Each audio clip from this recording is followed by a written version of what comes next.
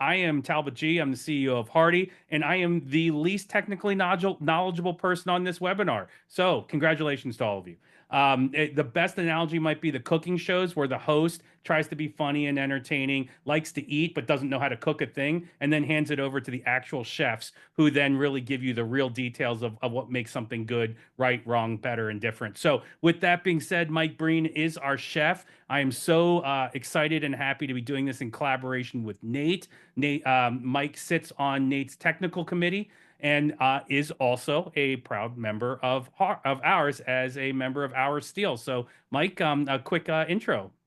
Hi, thanks Talbot, and thanks everybody for joining. I'm excited to be here, and my background is I've been in the industry for over 30 years. I started out as a technician, going to a trade school, and the last 7.5 years I've been at Auer Steel, leading the tech support training and warranty teams. I give a lot of classes. I love training. I love giving the classes online as well as in person. And yeah, I love this topic. I'm really excited to talk about it here today. I hope that I have some insight that can help out with answer and really help the industry out today. Excellent. Excellent. See, it's what he's already just a better human. Like I'm like all flustered that we have to cover all this information because I know the distributors have tried real hard with a lot of their trainings. But at the same time, I'm super excited about hopefully us helping to make a positive difference here.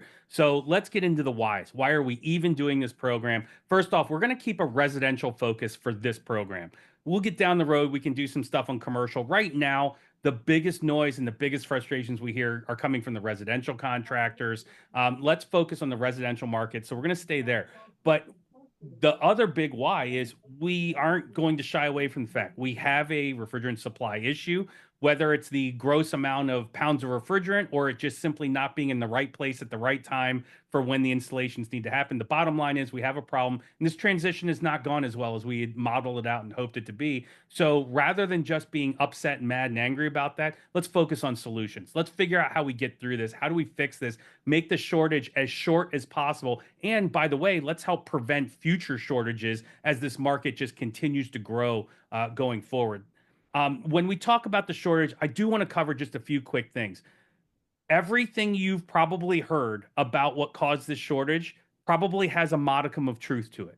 But I can tell you that there is no one single glaring issue that caused this. It was a terrible timing of a whole bunch of confluences that came together that contributed at the worst possible timing on top of unprecedented, unforecasted demand all at the same time. So yes, there were cylinder issues. Yes, there is production, refilling, packaging issues. Yes, there are issues with the way the forecasts themselves were initially built, and we all ended up being under what we expected. Yes, the transition has moved way faster than a lot of people expected, especially in the warmer climates, the southern parts of the country. So that pulled demand and it moved product or required product that was in one place that really kind of maybe in retrospect should have been in another. Yes, that's absolutely a problem. And then the one today, most importantly, is there are things happening out in the field which are also not helping this situation. Now, some of it, and the contractors out there, we hear you, we feel for you. You're just trying to do the best you can for your customer and make them happy. I get it. We totally get that. But it is important to us that you understand the big picture here and why getting through some things that may not be in the short term the most expedient, but in the medium and the long term will way be in your interest going forward. And then ultimately, what we want to do here, make sure we're following the law. So we're definitely going to cover that today. And then make sure that we're creating a competitive advantage for all of you on this program, other programs like this who are trying to do the right thing. The market needs to reward you, recognize you, and understand that you're trying to do it the right way because that's going to be essential for us getting through all of this transition for a decade to come going forward. So with that, enough of me. Let's get to the real expert here. Enough of my droning on here. So three big categories we're going to try to follow here is installation of A2L systems and what we're seeing today and what you need to know. We want to also cover the performance and safety of the A2L systems. And then finally, the service, reclaimed gas, refrigerant management, all of that. So I'm going to kick us right off right away here on the installation of systems. Easiest question you could have anticipated, Mike, right? Given the current shortage of 454B, we keep hearing about 454B systems being topped off with R410A to complete the charge if they don't have the 454B on them. Um, will this work? Well, thank you for that. And yes, I do want to say that I can feel the pain of those dealers and the technicians and the contractors out there with this shortage right now. And hopefully answering these questions and um, can help us all become a little bit better rather than wishing it was easier. And I look at some of these challenges in the past when there were shortages of parts or different difficulties like that. And it's just forced us to really hone our skills and to become better at our craft. And hopefully some of that comes from this. So topping off or mixing with 410A, is the system going to work? No, the system is not going to work. It's homeowners, end users are purchasing a product with certain expectations. And that is going to move heat from the inside to the outside, and it's going to perform at a high level, right? And if you're mixing a different refrigerant into that, it's not going to work as sold if it works at all. The biggest point, though, is the legal aspect of this. It is illegal to do this, and it is not safe. You've got an A2L, mildly or slightly flammable refrigerant that's being topped off or mixed with an A1 refrigerant. And who knows what kind of mixture that you're making right there and what kind of properties it's going to have or what the effects are going to be. So the safety aspect of that that's what scares me, right? Um, the other thing with that 410A is that it's already valuable, but it's going to become more and more valuable as we go on season to season. And we do not condone, or we don't want to see that being wasted on these 454B systems as well, just to get a system running when there might be some other avenues that we'll address here a little bit later.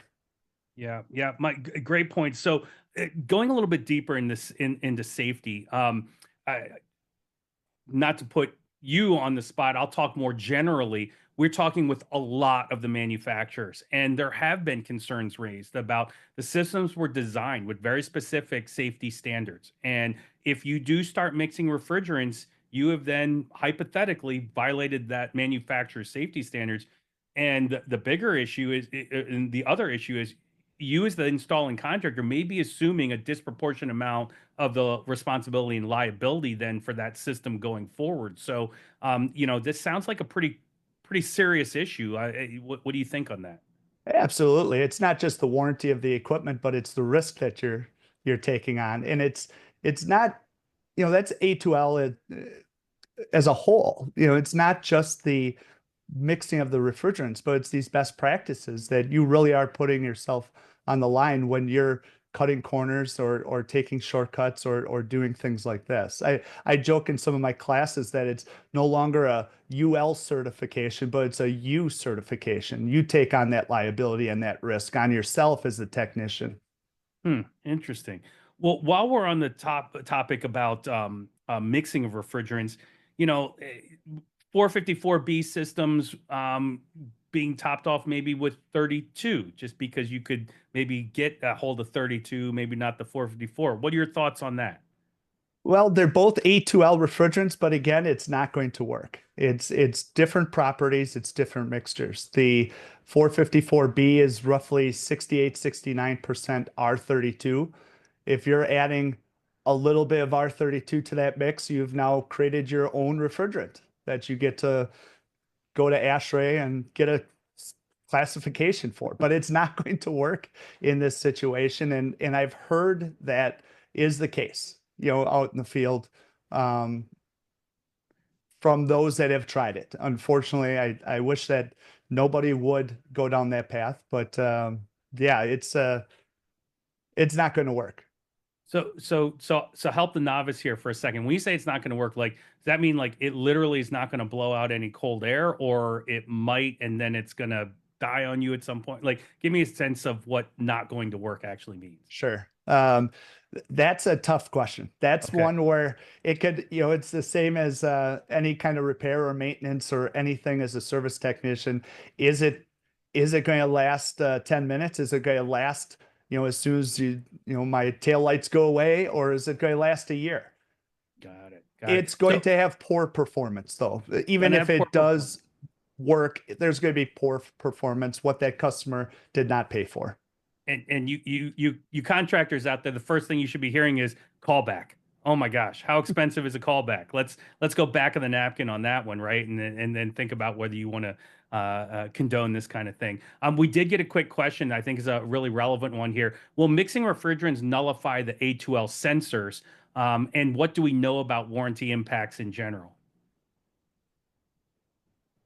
Oh, that's a good question. The A2L sensor, if that's going to pick up that refrigerant, I guess it depends. I haven't been able to test it. I'm not going to be the one to test that, and say that yes or no, but I would assume that you're changing the lower flammability limits of that mixture, and it's not going to work. And so that's the safety factor of this, that a lot of liability on there where I don't even want to go down that Okay. path, and the warranty impacts of it, that's going to be up to the manufacturer, whether or not they, how they're checking these systems and things like that. But if they would find out, I don't know any manufacturer that's going to say, yeah, we'll let that compressor go through, even though we know that you put in the wrong refrigerant. I can Right. see them declining that.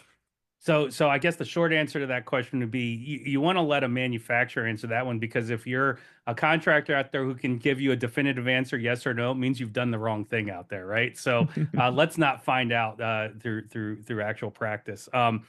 So 32 systems, those also are growing very, very quickly out in the market. Can they be topped off with 410A? No, that's going to be essentially the same thing as uh, the 454B with 410A. It's R32 does make up R410A. It's a 50/50 mix with R125. But again, you're changing the properties of that refrigerant. It's going to react differently. And again, the liability of it and the performance of it is going to be poor. Okay. And at the risk of further exposing myself as a technical naivete here, different oils too, correct?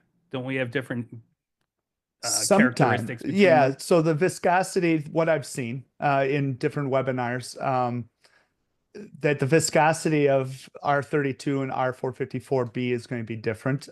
There's also the POE oil to the PVE oil in different systems where you're going to have to, that could become a nightmare as well. So I don't want that to sound like I'm condoning anything here. Right. Check the oil Right. first, but yeah, the different oils, that can be a factor. Mhm. Okay. So we did get a question from the audience as well too. Can we evacuate the 454B out of the system and then use 410A? That's a good question. It's a valid question, but the answer is still no on there, because that equipment was designed and it was certified for use with a certain refrigerant. And again, it's taking the risk on yourself if you're taking that out and putting something into it. It's now you own that liability, especially if it's a those systems with the slightly flammable. I wouldn't want to recommend that or take that risk on. And I try to steer, technicians and contractors away from any situation like that as much as I can. Gotcha. And to prove just how smart our audience is, they've already anticipated my next question here. So here you go, Mike. What are the symptoms end users may experience with systems that have been topped off with the wrong refrigerant? Uh, well, that is going to be poor performance. I guess I want to start this one off by saying, some of the things that have really guided me and guided our classes and a lot of um, to open this up is, looking at first of all, anything that I'm doing here today, is it going to be legal? Is it going to be safe? You always want to make sure that you're not breaking the law and you're not going to put yourself or anybody else in harm. But then, what am I doing here that's going to extend the life of that equipment, um, reduce the breakdowns and the callbacks? It's a big one as a former service manager. And increase the efficiency, increase the comfort level of that system. And that's if you're using that as your guiding message or your guiding truths, hopefully that can keep you away from this. But with that, is it performing? Is it as efficient as possible? Is it going to provide the comfort that the end user expects? Those, and whether or not that it's been mixed, all of those questions, I think you start with the performance of the equipment and take a look, commissioning. I'm a big fan of commissioning, been doing it for over 20 years when I was in the field, and getting that starting point of the system and also seeing what the actual BTUs are of that system, how much heat is actually being removed. And I think that's where I'm going to start with something like this when it's when I fear that it's potentially a mixed system. Um, it's a challenge with R454B and R32 if those two refrigerants are mixed, or even if somebody puts some R410A in, because to test this in the field, you'd test the pressure and compare it to the temperature surrounding the condenser outside to see, well, what, using a pressure temperature chart, comparing to see, well, where does it line up on this scale? R32, R454B, and R410A are all relatively close. So it is going to be a challenge for a technician, and that's why I would recommend going to performance first. Got it. Okay. So it sounds the manufacturer specifications on a system probably gives you a lot of these performance diagnostics, all these things that you would be verifying to ensure that you've installed correctly. Are there specific ones that if you're called because a customer's complaining about performance of a new system and you get called into it, you didn't install it, like are there one, two, three things you would immediately check first or measure? Um, yeah, I would. I'm a non-invasive technician. I some may say it's laziness not throwing the Mic freeze gauges on on. us here. Freezing on this. There we Let me go. know if I'm back here. Yeah, I think you're back now. There you All go. right, good. Um, I'm a non-invasive technician by trade. That's what I like to do. It wasn't um, maybe it was because I was lazy. I was looking for an easier way to get to the end result. And so I would not throw the gauges on there first. First, I would check the airflow, the CFM, always starting with airflow. And then I would jump over to the actual um, performance, seeing the enthalpy change across the coil to see, again, is this 2-ton system doing 2 tons of cooling? And then I would jump into the putting the gauges onto the system, gauge up and check the subcooling and superheat on there, if it's off. But yeah, that's how I would approach that. So a couple other factors that is probably not helping the shortage issue is some of the things we've kind of seen in the field that have been different than maybe what when it was all a 410A market or all an R22 market. Um, uh, Line sets. So we've been hearing about existing line sets being used in the installation of new A2L systems, line sets being different, diameters being different, which is then impacting charge sizes. Comments on that, thoughts on that, best practices on that. Sure. I think taking a look at that, the line set, and using that approach of looking at the system of how much charge is required before you even install it. I'm trying to sway a lot of contractors that way rather than install it, turn it on, and then weigh in the rest of the charge based off of subcooling. Check off of subcooling on systems that have TXVs, which is everything now. But really looking at the line set ahead of time, saying, well, this system is pre-charged for 15 feet. I've got 25 feet, so I'm going to need 6 ounces more of refrigerant on this, and looking at that ahead of time. Um, there are some manufacturers out there where you can downsize that line set and go from a 3/8 to 5/16 or a quarter, and take a look, follow the manufacturer's guidelines of the equipment that you're installing, and train up on that. Understand what you can do, because you can get by, or you can get that system up and running if you can do something like this. The line set by itself, if it was a R410A system ahead of time, you can reuse that line set, flush it with nitrogen first, purge it through.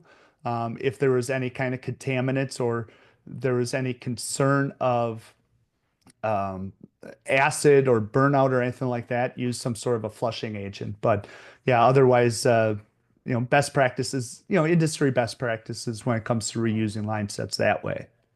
Okay. Speaking of charges and charge sizes in general, that's been another thing that we've had in a lot of conversations. There's been some variances in pre-charge amounts. There's also been a lack of clarity into how to model out or anticipate how much additional refrigerant you might need for every additional foot of line set that you might be installing. What are you finding? What are you hearing? What are you seeing? What do you recommend as it relates to preparation for, again, pre-charge amounts and then, additional feet of line set? Sure. Well, first of all, I'd like to start out with, we're learning a lot of these new practices that are becoming requirements by some manufacturers when it comes to pressure testing, evacuation, hold times, things like that. And that's imperative, and that's important first off, because it's going to eliminate and it's going to cut down on leaks. The last thing that you want is to put this in and have to add an extra 6 ounces of charge onto a system, and then have a leak where you're limited on your resources to begin with. So don't really look to shore up those best practices when it comes to installation. The charging of line set, take a look at the manufacturer that you're using, and see in the installation guide of how much refrigerant is needed for those systems. And this is going to be me as a technician. Not it could get me in trouble with some, I guess, but me as a technician, again, I'm looking at the performance on that system. If I'm going on a system where I have to add, well, I've got 3 to 5 ounces that I need yet there, rather than topping off with something else or mixing refrigerant into there, check the performance, check the subcooling and superheat, and see if it is possible for that to be within the range of that manufacturer's specifications, to be within the range that the manufacturers give you on the subcooling range and the superheat range. And you may find that that system is going to perform just fine. Perfect. Well, I think we had a question just to that point. So just to make this point extremely clear, the question is it possible to install a R454B system undercharged and come back later to top it off when you can get the refrigerant?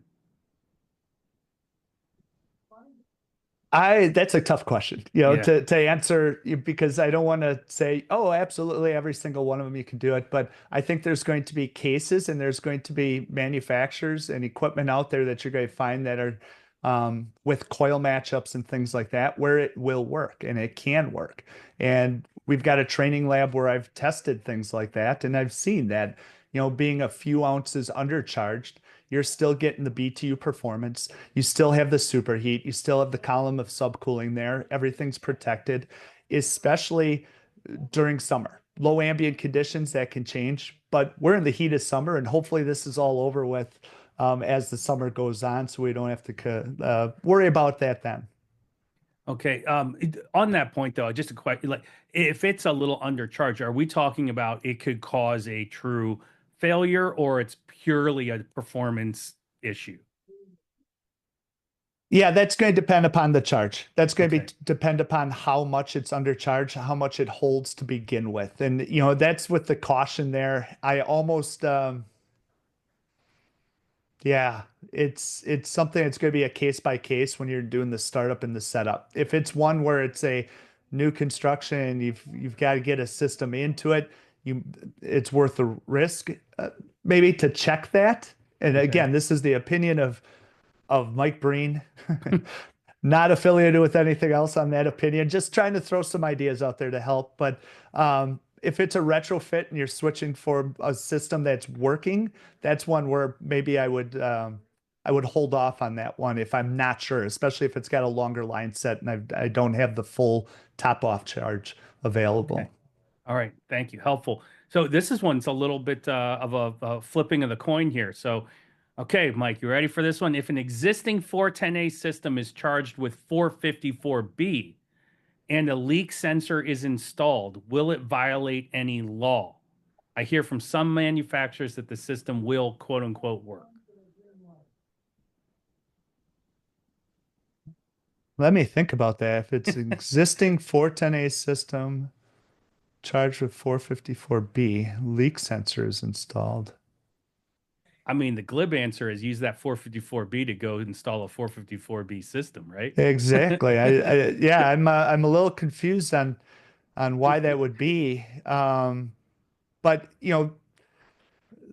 does it violate laws? I'm not sure. If there's a law, there's no mixing involved with it. I think it's local codes can be affected by this. And again, the manufacturers, the liability of it and will it work? I would probably think that that's not going to work. Yeah, So, you're putting an A2L in a non A2L rated system, mhm. and the next person who comes to work on it, may not know that. So I don't know. It just doesn't seem like a great idea on that one. But um, well, okay. So we talked a little bit about some examples or experiences you might see when a system has had mixed refrigerants. You're seeing performance degradations, things like that. Let's say we've already diagnosed that. We know for a fact we are able to diagnose in the field that someone mixed the refrigerants in this system. Now what do I do? How do I get this thing back up to running to spec and get the customer happy again and trusting their contractor?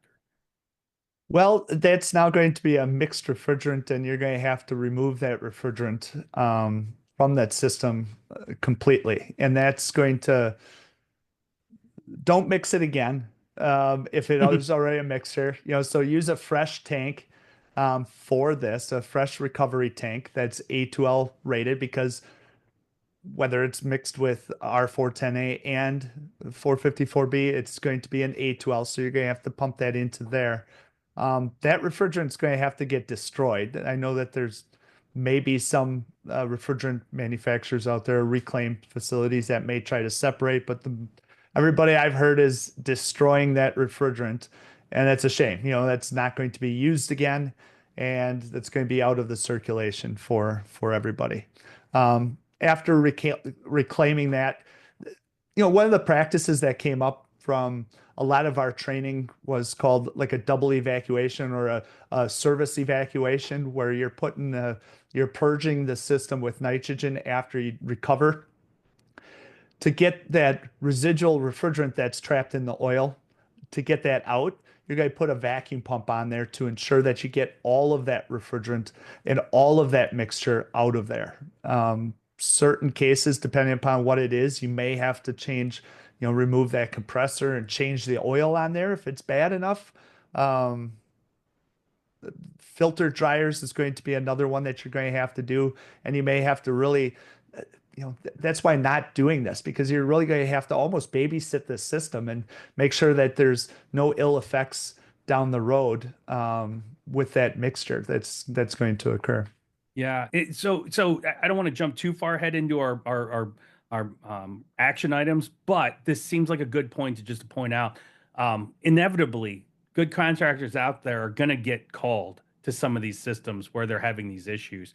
And I think it would be really important, I think, to try to leave as much documentation, explanation to that homeowner about why all this work on their brand new system needed to be done, right? And I mean, even just one or two instances in a given market will be a huge deterrent to those individuals out there who might be inclined to do things the wrong way. I mean, is that something that the contractor could or should be able to do when they've come back to service and fix and repair a poorly installed new system? Yeah, it's how I would treat any callback, essentially. You're not going to cut any corners on that second trip back. And when it's something like this where there's safety involved, I would not if we're gonna get this working, this is what we have to do for me to put my name on this and to ensure it and to warrant this workmanship that I'm going to provide. It's all of these items. Um, yeah.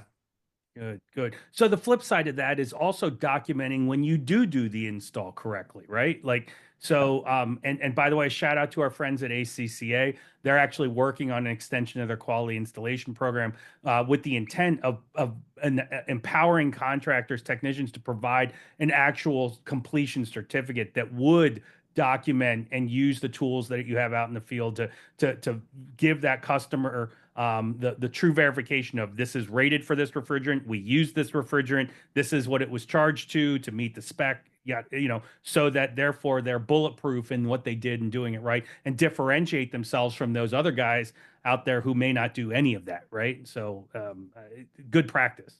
Yeah, more documentation, the better. That's why a full commissioning report is really key here. That you can leave behind and don't leave anything up to guesswork. By another contractor or anything else.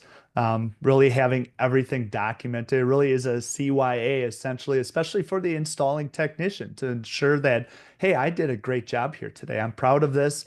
Take a look at how this system is performing.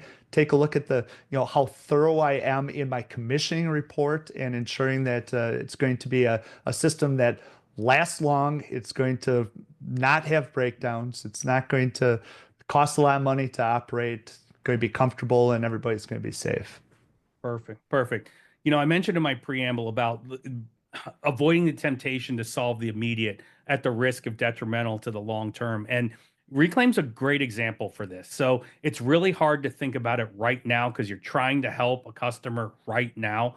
But that 410A you might be tempted to use to top off a 454 system is 410A, you're never going to get back out of it. And it won't be that long where the supplies and availability of 410A have tightened up enough that you're going to wish you had it at some point in time. So there's a commercial interest in not mixing this, making sure that you have access to good reusable 410A down the road when you need it, right? Absolutely. And that's can't predict, the future on that, but you can see that the how much it costs and the availability of refrigerants, it's going to be Yeah. And going to get more and more. Yeah. we're feeling the pressure in some states too to also try to mandate the use of reclaimed refrigerant even for the A2Ls in some applications. Now, we're not all the way there yet, but I think we should be thinking about it. It could come on the horizon. So again, by mixing that, you're also devaluing even the 454B, which you might need in the near future here too. So, Yeah, um, absolutely. And with the 410A, when you're, just to hit that point again, the performance is there. You're taking a guess that it's going to work at all, putting the 410A. And if that system comes charged with 6 pounds, 8 pounds, 12 pounds, if you have to, remove it all, pay to get it incinerated, and then use your valuable 454B just to get that system up and running, again, you'd be far ahead just looking at some of these other best practices or waiting for the 454B. Right, great point. Listen, I'll put you on the spot a little bit with the question here about the cylinders. We have been asked a little bit about, okay, maybe I can't get all the 20 pounders that I really want, but I can get a larger one. Are there best practices or risk factors if I'm going to try to transfer, say, 454B from cylinder to cylinder? I'm catching you a little bit out of the wing on this one, so feel free to defer if you don't have a ready-made answer. Yeah, I think I might have to defer on this one because I do not think, yeah, I guess I don't know what can legally be done with that. I don't know if you can put that transfer that into a cylinder. I don't believe that you can. But again, I'm going to defer on that one. I think that there's some experts out there that would have to answer that one Well, for me. I maybe I should have framed it even more so. Like legality, yeah, if you're transferring ownership, then that becomes a little bit different, or you're reselling. Then there's a legality issue. But even just the technical part of it, I mean, 434 is a blend, right? Like, and I might, I'm curious or concerned that if you just tried to simply take a big cylinder and fill smaller ones with it, how do you? There's got to be some best practice, I would think, technically, to make sure that you're maintaining that blend and that cylinder transfer too, correct? Sure. Yeah. With any blend like that, you are going to have to transfer by liquid in order to ensure that the blend is consistent with what it was designed as. So, Yeah, I mhm. mean, listen, I just hit that one because listen, I love the creativity and resourcefulness that we're hearing about in the field, trying to find a way to do things the right way. But again, this is a bit of a new world. These are new substances, new Mhm. applications, and everything. And I mean, we know that they have very specific requirements for how the cylinders are even transported, let alone transferring the refrigerant. So I guess the bottom line is make sure you really know what you're doing if you're going to try to do it, and make sure you've gotten some sign off from somebody in the know from the chemical side of it, right? Like, will it even Mhm. physically work if I want to, do these type of transfers? So, Mhm. well, let's look forward a little bit, Mike, and let's just think a bit now about some action items, right? Taking all of this around here, like, technically speaking, and what action items would you give to the audience out there, distributor, contractor alike, to help us get through this situation and frankly save face for the industry or avoid a black eye for the industry if we happen to be caught doing the wrong thing too many times. Mhm. Yeah, it's just shore up your best installation practices and use this opportunity to become better. And make sure that you're reporting and commissioning and following the manufacturers and the laws, right? The safety side of it as well. And um, drawing a blank on my next thought. It was a good one too. It was really good. No doubt. Um, Well, here, I'll save you some time. I'm going to drone for just a quick second while you think that up and everything. But um, about the training, the guys like Mike out there, all you distributors who do a lot of training, my first point is make sure you have a degree of verification in the training you do. I know it's hard to do it that way. The webinars, classroom can be great, but is it just kind of going in one ear out the other, or are your students really absorbing the information? Can they prove that they know it? Like, find some way that has that. I will tell you, we're very proud of the fact that Nate certified a bunch of HARDI's A2L transition courses. They all have testing components. You have to complete some knowledge verification before you can move on to the next section. So whether it's ours or your own or whatever you do, find some way to get some knowledge verification. And frankly, I think the students will take some pride in it too, right? They'll come out knowing that they know what's going on with all of that. Did you happen to come back with your thought? Did your light bulb? no, it's gone. It's It's gone. It, gone. it It's probably gone. wasn't very good. So a few other just kind of broader management recommendations around all this. There really should not be a massive servicing demand for the 454B systems in particular. There's been more installed than we expected, but it's still not like they should be going through a bunch of service and maintenance already. So you really do want to tie your refrigerant, your 454B refrigerant purchases to your new system installations. That's the priority. That's the need here. So stocking a ton of service trucks that aren't doing really hardly any installations with 454B is probably not a winning financial model for your contracting business right now. Mike, comments on that?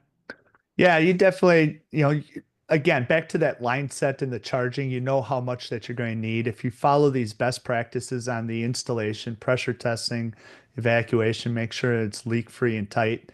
It is just going to be that refrigerant's going to be needed for the installation for that additional charge, Mhm. and you can predict that. Yeah. Mhm. I've had some really great creative conversations with contractors, distributors, OEMs, you name it out there. Really good creative ways. You're really in a bunch in a pinch. You're trying to service a customer, but you just don't have everything you need to do that right A2L installation. Um, we've seen some creativity around financing or maintenance agreement programs to at least get them through with their existing system as much as you can. You roll in that service, that repair work into the broader financing of the full system installation that you can then plan and do at their convenience and when you have everything you need to do it right with the right amount of time. Mike, is that are there is that a good way to go? Is that something that could help us maybe get through this a little bit better? Yeah, I love that idea. I love the idea of servicing, keeping it essentially limping along a little bit. Sometimes you may have to get creative that way, but keep those systems going. And then just, this date in the future when it becomes available, then, the customer is going to appreciate that too, that, you're being upfront and honest and explaining everything with them. It's going to be a win for you, I think. Yeah, and are talking with our financing partners, they'll say like that, that they can work with you. They can make sure that you've got a program that'll do that. So you're not going to lose that later sale Hmm. because it's all tied together, right? So that's always been the concern in the past. If I do this fix, how am I guaranteed to get the replacement, right? Yeah. So there are ways I think to get around that. I think also you talked about pre-charge, you talked about line set charge. I think this documentation is a really big deal, right? So the manufacturers are doing everything they can to try to help in this whole situation, which also includes adjusting maybe even to some degree their pre-charge amounts. So I think it makes a lot of sense that before you take on any equipment or any system, you already know by documentation exactly to what it's been pre-charged to and exactly what the specifications are for the charge for additional feet of line set, correct? Like that should not be a super heavy lift, right? For a contractor to take to a job. No, absolutely not. That's where, that a little bit of work ahead of time, understanding what your line set length is, rather than just leaving it up to the installation crew to top it off based off of subcooling. You're going to get the majority of the time, the vast majority of the time, you're going to get that spot on. So you will be able to predict how much you're going to need for X amount of jobs. Excellent. Terrific. So let's see. To the crew, do we have some other questions? Let's see. We got another one here. Uh, okay. So, very relevant question. When is the last 410A system install date? Is this being delayed? The easy answer, you can take either one you want, Mike. I'm not sure. I mean, last I heard, it's still at the end of the year. It So is still I at the end have of the not year. heard that's getting delayed. So I'm Yep. I'm not going to plan for anything getting delayed. Yep. I think that everybody's just, well, December 31st. That Yes. is it. That is it. That is it. And that's what you should be planning on. Is it being delayed? I do not anticipate it to be delayed. And if it were to be delayed, I do not want this to get into a policy discussion at all. If it were, it would be another like 11th hour kind of delay. So that's not something you can plan your business on. It's not something you can plan your inventory and your purchases on. So don't try to, right? Assume this is the end and this is it. And by the way, the allotment of 410A as an actual gas refrigerant is not going up anytime soon either. So it's just Hmm. not a long-term viable solution to just continue kick the can down the road, right? So Hmm. is it by policy impossible for the installation ban date to change or to be altered? No. Would you know anytime soon or even relatively before January 1st of 2026? Probably not anyway. So should it impact your behavior right now? No. You should be planning to go full speed ahead with the transition. Hmm. Yeah. Absolutely. Um, Let's see. So we got a question here about how we are trying to help with access to 454B, in particular with the contractors. So few things here. So I'm very pleased to report that a lot of our conversations with the OEMs have been very productive. They're getting creative about ways that they can help because interestingly enough, so for example, the availability of refrigerant to build new equipment is not a problem. It really is the supply chain around those service cylinders essentially. But it's not even just the cylinders. It's the process by which gas actually gets into the cylinders and then out to the market. So, so the manufacturers, the OEMs, some of them are looking really hard about how they can help with any of the excess bulk that they have, getting that out there to the market. And so we're working as closely as we can with them. Any help that they can get, connecting them again with others in the supply chain who are approved down packers of the refrigerant. Same thing goes with the producers. A lot of time spent with the producers who are doing everything they can as well to try to increase their capacity. Now, again, just remember, this is not just like making more 410A. It's a completely different supply chain, even for the producers and the packaging of an A2L versus an A1. So it's not just that the existing infrastructure could be flipped overnight to do all this A2L packaging. It just doesn't work that way. And when the demand ended up going so much faster than everyone thought, it just exceeded the capacity. So the producers are working hard to find additional partners that they can work on for this capacity, but it can't just be anybody. It just can't be anybody who dealt with refrigerant 5 years ago who wants to get back into it. They have to be approved, certified, and rated for being able to handle and manage the A2L refrigerants. So capacity is being added, but it's just, you got to be patient with this one. It's not something that they can just flip a light switch and it's all ready to go tomorrow. All right, Mike, I tell you what, I've learned a lot. Thank you. Our questions have kind of slowed down here. Thank you to everyone on the call, on our live stream and everything like that. Thank you so much to our partners at NATE, the North American Technician Excellence. That's why we called them in for this thing, because this is about doing it right and being rewarded for it. So document, toot your own horns out there doing it right, and win that trust with the customers and win in the market overall. Distributors, again, promote the right things, sift through the noise. There's a lot of stuff out there, chatter, misinformation about what's going on here. Rely on sources like us and Nates of the world and others for that single source of truth. Pass that down. Over communicate to your customers. There's no downside to it right now on this, so they understand what's going on here. And then the final thing I'll say is everything points to this being short term. This is something that's going to be a pain in the rear through a lot of the summer, but then we should get past this. And if we clean up the rest of our houses in terms of refrigerant management, our forecasting, our communications in the channel, we should be able to eliminate or avoid future disruptions going forward and proceed on to this path. So let's focus on the things we can control. That's the number one message. Focus on things we control.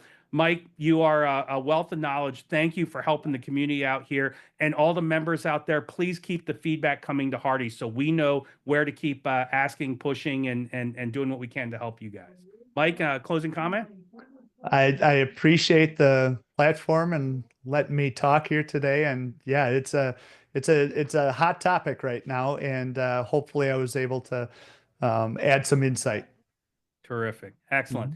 Thank you, everyone. The recording will be available as soon as possible, and you're welcome to share this out as far and wide as you like. Thank you.